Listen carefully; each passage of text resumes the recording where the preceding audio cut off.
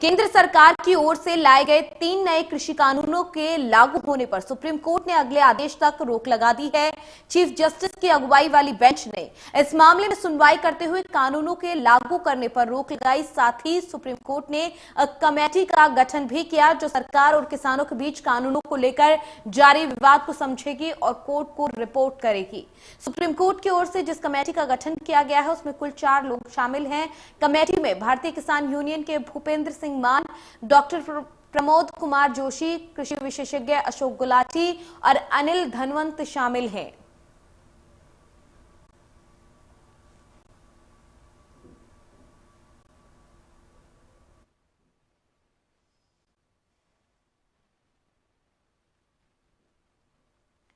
कृषि कानूनों के लागू होने पर फिलहाल सुप्रीम कोर्ट ने अगले आदेश तक रोक लगा दी है। 4 सदस्यीय कमेटी का गठन किया गया है। इस 4 सदस्यीय कमेटी में 4 लोग शामिल हैं जिसमें एक किसान नेता, 2 कृषि विशेषज्ञ और 1 नीति आयोग के सदस्य शामिल हैं। आपको बता दें कि ये रोक अगले आदेश तक के लिए लगाई गई है।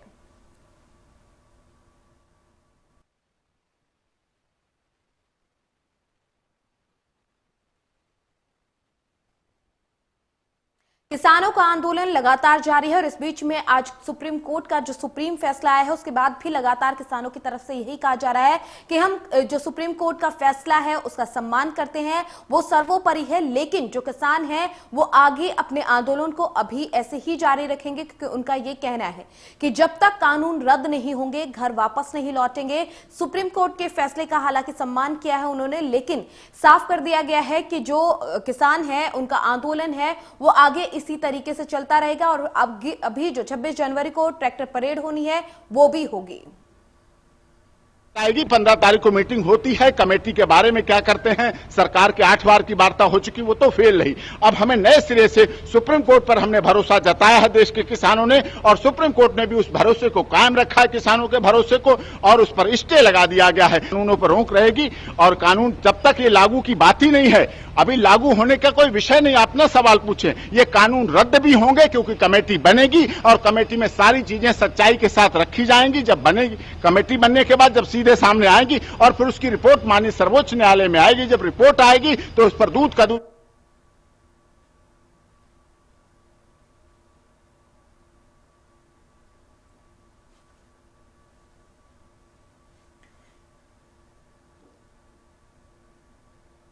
इस खबर पर ज्यादा जानकारी के साथ मेरे सहयोगी अरुण सिंगू बॉर्डर से लाइव हमारे साथ यहां पर जुड़ गए हैं। अरुण, सुप्रीम कोर्ट का सुप्रीम फैसला तो सामने आ गया, लेकिन किसानों की तरफ से अभी भी आंदोलन जारी रखने की बात कही जा रही है। सिंगू बॉर्डर पर किसान संगठनों की जो बैठक हो रही थी, क्या वो बैठक खत्म हो गई है? क्या कुछ अपडेट?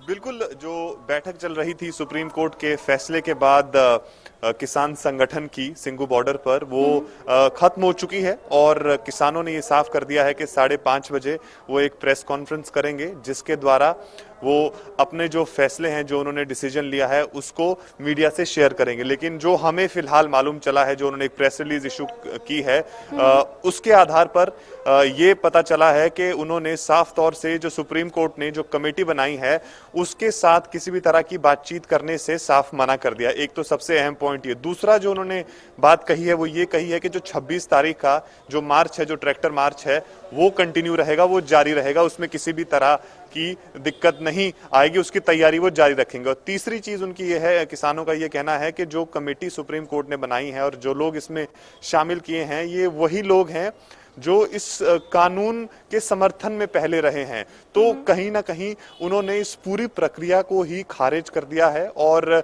वो इस सुप्रीम कोर्ट के द्वारा बनाए गए पैनल के साथ बातचीत करने के लिए बिल्कुल तैयार नहीं है। तो ऐसे में अब देखना ये होगा कि चुनौतियां तो बहुत ज्यादा बढ़ गई हैं, आखिर कैसे किसान इस प्रदर्शन को आगे लेकर जाते हैं। और सुप्रीम कोर्ट ने जहां पर एक कमेटी की बात की है उसके लिए इन्होंने साफ तौर पर मना कर दिया, तो अब सुप्रीम कोर्ट की तरफ से भी किस तरह का जो है वो जवाब आएगा, क्योंकि किसानों ने साफ कर दिया है कि वो किसी तरह का नेगोशिएशन इस पैनल के साथ नहीं करेंगे। और 5:30 बजे किसानों की तरफ से एक प्रेस कॉन्फ्रेंस भी होनी है। ज्यादा जानकारी उससे भी हमें मालूम चलेगी कि आगे आगे की जो रणनीति है किसानों की तरफ से जो तैयार की जा रही है वो किस तरह रहेगी और किस तरह से उनकी जो तैयारियां हैं, जैसे वो साफ कर चुके हैं कि 26 जनवरी के ऊपर उनका फिलहाल पूरा फोकस लगा हुआ है, उसके लिए वो तैयारी में लगे हुए हैं। अरुण, कल की भी अगर हम बात करें, जैसे कल सुप्रीम कोर्ट में जब सुनवाई हुई थी तो अलग अलग एस्पेक्ट पे बात की गई थी। जब किसानों की तरफ से रामलीला मैदान जाने की बात कही गई, उसको लेकर भी कोर्ट की तरफ से सवाल पूछा गया था कि अगर कोई भी जान माल का नुकसान होता है तो उसकी जिम्मेदारी कौन लेगा। और सरकार से भी सेम सवाल जो कोर्ट है उसकी तरफ से पूछा गया था कि अगर ऐसे में स्थिति बिगड़ती है तो कौन जिम्मेदारी लेगा। अब बात वहीं आ गई है क्योंकि पेच वहीं पर फंस गया है। किसानों ने कमेटी से बात करने से इनकार कर दिया है। आगे भी जो 26 जनवरी को ट्रैक्टर परेड उनकी तरफ से निकाली जानी है वो भी आगे निकाली जाएगी। तो ऐसे में बात तो इस फैसले के बाद भी अभी पर पेच जो है वहीं पर फंसा हुआ है फिलहाल भी।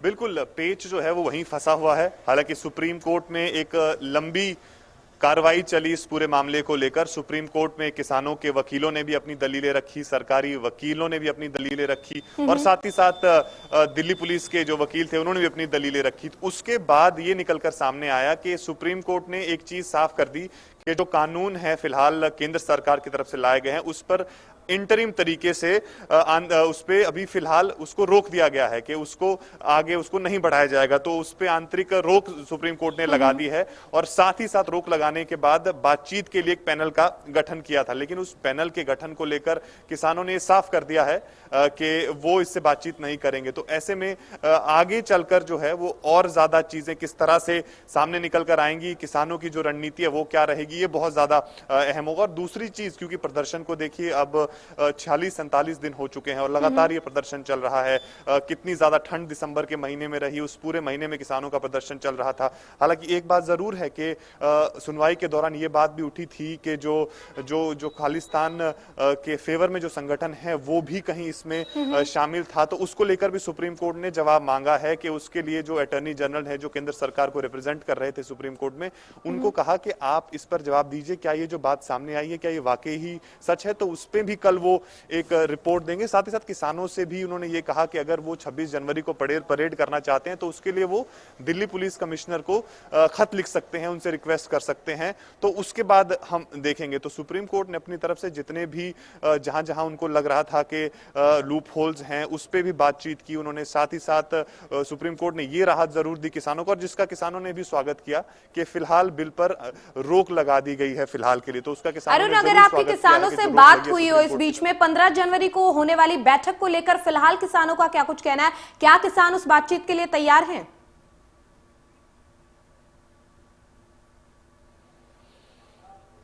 बिल्कुल, देखिए बातचीत के लिए किसान पहले से ही तैयार हैं। हालांकि जब पिछले जो सोमवार को बैठक हुई थी, पिछले सोमवार को सरकार और किसानों के बीच में, उसके बाद से कयास लगाए जा रहे थे क्या किसान अब अगली मीटिंग में आएंगे या नहीं आएंगे, क्योंकि वो मीटिंग भी बेनतीजा रही थी। लेकिन उसके बाद किसानों ने जो आपस में बैठक की थी उससे ये निर्णय निकला था कि वो 15 तारीख की मीटिंग में जाएंगे। लेकिन फिलहाल आज सुप्रीम कोर्ट का फैसला आया है और ऐसे में अब किसान संगठन जो है वो प्रेस कॉन्फ्रेंस भी करने वाले हैं। तो इस प्रेस कॉन्फ्रेंस में वो काफी सारी चीजें क्लियर करेंगे कि आगे की रणनीति उनकी क्या रहेगी। लेकिन एक बात उन्होंने पहले साफ कर दी थी कि 15 तारीख की मीटिंग में वो सरकार के साथ बातचीत करेंगे और जो बातचीत का जो रास्ता है उसको वो कंटिन्यू रखना चाहते हैं, क्योंकि किसानों को भी ये चीज मालूम है कि अगर बातचीत का रास्ता खत्म हो गया तो फिर कोई और ऑप्शन बचेगा नहीं। तो बातचीत का जो रास्ता है उसके थ्रू वो जाकर लगातार अपनी बातचीत सरकार के सामने रखते हैं और अब सरकार उसको सुने ना सुने वो सरकार के ऊपर है। लेकिन ये बैठकों में जाते रहेंगे और अपने जो मुद्दे हैं उसको उठाते रहेंगे, जिसमें से आपका एमएसपी को लीगलाइज करना है और साथ में तीनों कानूनों को खारिज करना है। जी, बेहद शुक्रिया अरुण इस तमाम जानकारी के लिए। तो सिंगू